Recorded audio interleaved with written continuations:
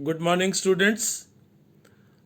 We started studying the metallurgies of various metals. We have already done iron, we have already done zinc, and today we will discuss about the extraction of copper metal and aluminium metal. Okay? Yes, dear students, we are now discussing about the extraction of copper metal. Now, how do we get copper metal? Sir, copper metal we get from an ore called copper pyrite. Now, what is the formula of copper pyrite? It is CuFeS2. That means it's a mixture of cuprous sulfide and ferrous sulfide. Right? The first step after lump breaking and crushing is concentration. Now, since it is a sulfide ore, you see the concentration is done by froth flotation process. I think you remember that all the sulfide ores they are concentrated by froth flotation process. Okay, now when we do this concentration by froth flotation process, we get concentrated ore, that is concentrated cuprous sulfide and iron sulfide.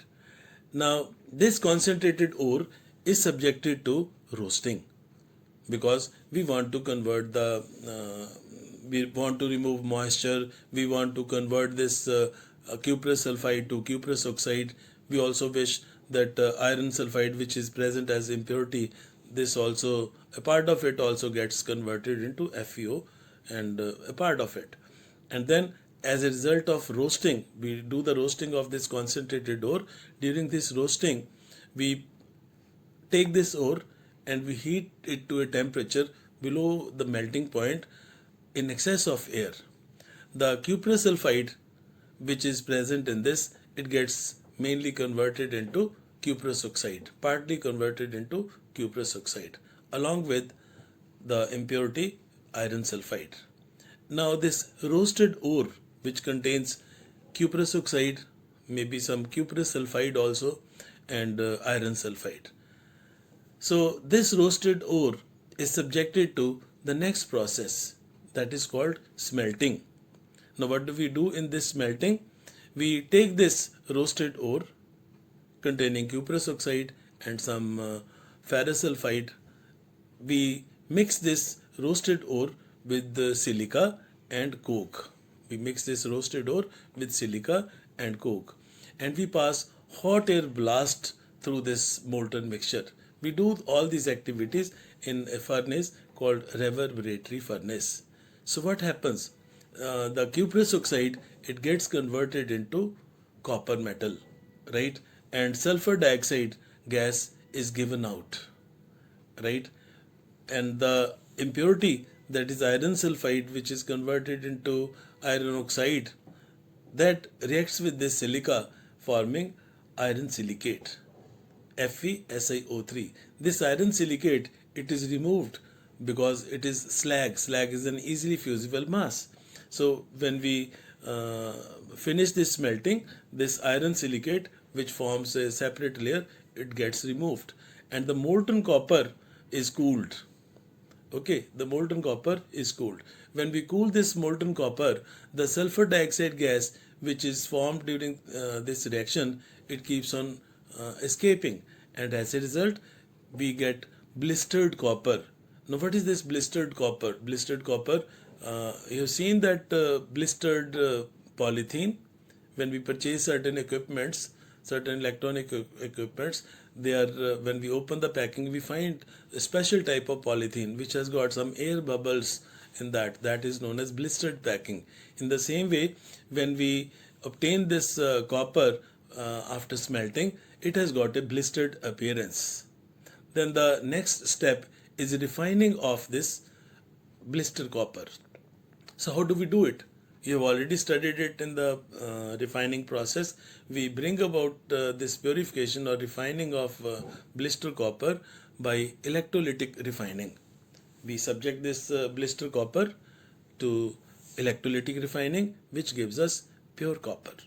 Now then I have written the reactions which are taking place in smelting. Now what is happening in smelting?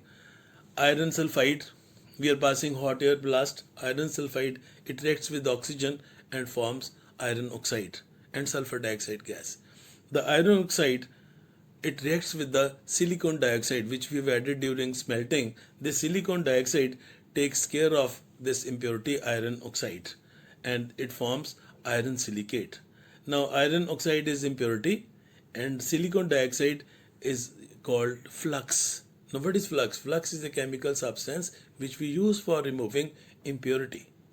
So FeSiO3 iron silicate which is formed, it is known as slag, and slag is easily fusible mass. So this is how this iron impurity is removed in the form of slag. Now let us see what happens to cuprous sulfide. Cuprous sulfide gets further oxidized. If it is present, it gets further oxidized to cuprous oxide and sulfur dioxide. Whereas cuprous oxide, it undergoes self-reduction. This also you have understood under the heading auto-reduction. We have already discussed the methods of reduction. So cuprous oxide and cuprous sulfide, they react with each other forming copper and sulfur dioxide gas. This is known as auto-reduction. So this is how we extract copper metal from copper pyrite. Okay, now we will discuss about extraction of aluminium. Aluminium is extracted from an ore called bauxite. Bauxite basically, mainly it contains aluminium oxide dihydrate along with certain impurities. The impurities are oxides of other metals like iron oxide, titanium oxide and silicon dioxide. So from powdered bauxite ore, we get aluminium in two steps. The first step is known as Bayer's process and the second step is known as Hall-Héroult process. So in Bayer's process, what do? We do leaching. Leaching or chemical separation. It is a method of concentration of ore. You have already studied it under the heading concentration, right? Now, I will discuss with you the main process which is taking place in this Bayer's process, right? We take the powdered ore, powdered bauxite ore, and we digest this powdered ore with a concentrated solution of sodium hydroxide. And the conditions which are maintained, we maintain a pressure of 35 to 36 bar. And we maintain a temperature of about 473 to 523 Kelvin. So the powdered ore is digested with this sodium hydroxide solution. This process is known as leaching because it will dissolve the desired component, that is Al2O3, keeping behind the impurities. The impurities will remain insoluble. The aluminium oxide, it comes into the solution in the form of sodium aluminium hydroxide, right? And the impurities, they remain insoluble. And these insoluble impurities, they are removed by simple filtration. Some silicon dioxide also dissolves along with aluminium oxide, but it does not interfere with our further process. So we don't have to worry about it. So now after filtration, after removing the impurities, we have got a solution of sodium aluminium hydroxide. Now the next step is neutralization of this solution with an acidic gas, carbon dioxide. So what do? We pass carbon dioxide gas through this solution containing sodium aluminium hydroxide. Now the solution gets neutralized. Now for crystallization, we add some aluminium oxide crystals from outside. This process of adding aluminium oxide is called seeding. Now what is seeding? In seeding, we add the crystals from outside before the process of crystallization. So these molecules of aluminium oxide, they will provide the site for crystallization, right? So this is known as seeding. Now after crystallization, aluminium oxide, hydrated aluminium oxide, it gets crystallized and it is insoluble. So when this crystallization process occurs, is completed, then we remove this hydrated aluminium oxide by simple process of filtration. Now the next step is we have to get pure alumina from this.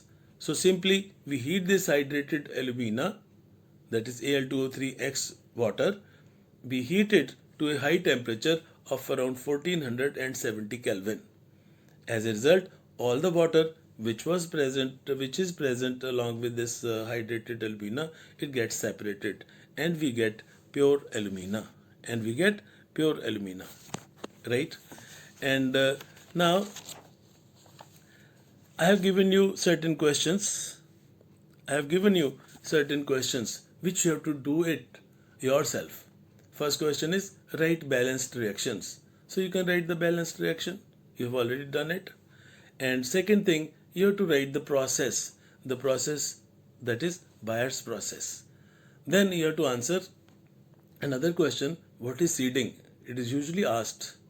And then you have to answer what is the purpose of seeding? The purpose of seeding you have to answer. Now let us understand that in this Bayer's process, what do we get? We get pure alumina from bauxite ore, in which alumina was present along with other impurities. So after Bayer's process, we proceed to the second step, that is known as Hall-Héroult process. Now what is this Hall-Héroult process? In this Hall-Héroult process, what do we get? We get pure aluminium metal. How do we get it? We do electrolytic reduction of this pure alumina which we have got from Bayer's process, right? This pure alumina is not a good conductor of electricity, right? So we add certain other substances like cryolite and fluorspar. Now what is cryolite? Cryolite is Na3Al(F6). So it's a mixture of sodium fluoride and aluminium fluoride. And fluorspar, what is fluorspar? Fluorspar is calcium fluoride. So this mixture is taken in an electrolytic cell. Now electrolytic cell, you will see the diagram a little later. This electrolytic cell consists of a huge iron vessel. This iron vessel is lined from inside by carbon, right? And then this vessel itself, iron vessel itself, acts as cathode. Okay, and anode. What is anode? Anode is in the form of carbon rods. These carbon rods, they are held by a copper clamp. These carbon or graphite rods, they are dipped into the electrolytic vessel. So in this electrolytic cell, we take this pure alumina which we have got from Bayer's process along with cryolite and fluorspar, and we pass electric current. When we pass electricity, the things, they get melted and electrolysis occurs. Now you will ask me, sir, why we have added cryolite and fluorspar? See, these are doing two functions. The two functions of these cryolite and fluorspar are, they increase the conductivity of the solution because they provide ions, they get ionized, and they increase the conductivity of the solution, molten mass. And the second thing which they do is, they provide, first thing, they lower down the melting point. This is the main part. They lower down the melting point. Alumina melts at around 2050 degrees centigrade, right?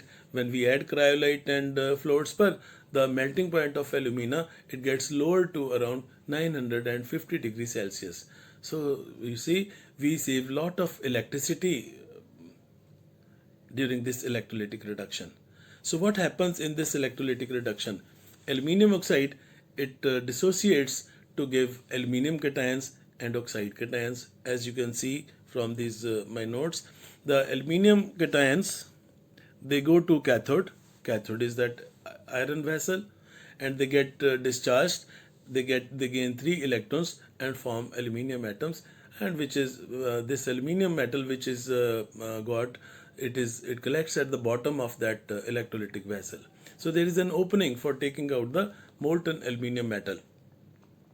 The oxide anions, they go to anode and they get discharged. They react with carbon there, forming carbon monoxide and carbon dioxide gases. So if I ask you what is the overall reaction, the overall reaction is alumina, 2 molecules of alumina plus 3 carbon moles, they give 4 moles of aluminium metal and 3 moles of carbon dioxide gas, right? So this is what is happening in the electrolytic reduction. Now I have asked you certain questions. Draw a diagram of electrolytic cell. So you have to draw and learn this diagram of electrolytic cell. It will give you a deeper understanding of the process.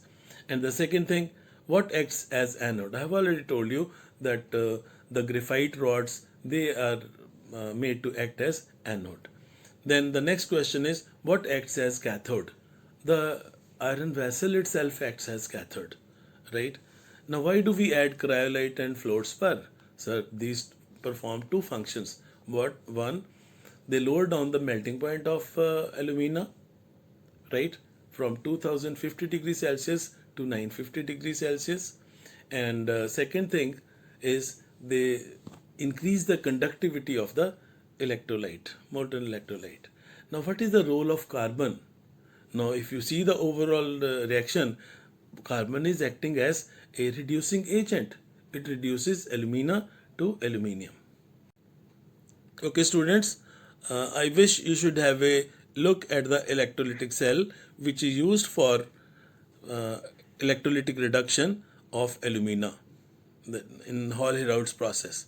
Now see, this vessel is consisting of an iron vessel which is lined from inside by carbon. A layer of carbon acts as a lining of this, is used as a lining for this iron vessel. And into this iron vessel, we are taking pure alumina, which we got from Bayer's process, along with certain other additives. They are cryolite and fluorspar. They lower down the melting point. And when we pass electricity, the anode, the carbon graphite rods, which are dipped into this molten material, they act as anode, and they are held at the top by a copper clamp. Okay.